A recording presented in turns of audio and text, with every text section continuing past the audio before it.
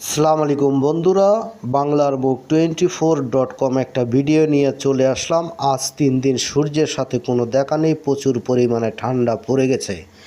তাই মানুষ ক্ষুধা নিবারণ করার জন্য, জীবন জীবিকা নির্বাহ করার জন্য বিভিন্ন রকম কাজকর্মে ব্যস্ত রয়েছে। আপনারা দেখতে পাচ্ছেন, পৃথিবীতে বেঁচে থাকার মানে হচ্ছে জীবনের সাথে যুদ্ধ করে বেঁচে থাকা। যতই ঝড় বৃষ্টি হোক, কিন্তু পেট কখনো মানতে চায় না। খেতেই হবে, কাজ করতেই হবে। তাই তো দেখতে পাচ্ছেন প্রচুর পরিমাণে ঠান্ডা রয়েছে ঢাকাতে। আপনারা দেখছেন আজকের ঢাকা কুড়িল চৌরাস্তার পরিবেশ। প্রচুর পরিমাণে ট্রাফিক যানজট রয়েছে, প্রচুর পরিমাণে পথচারী রয়েছে।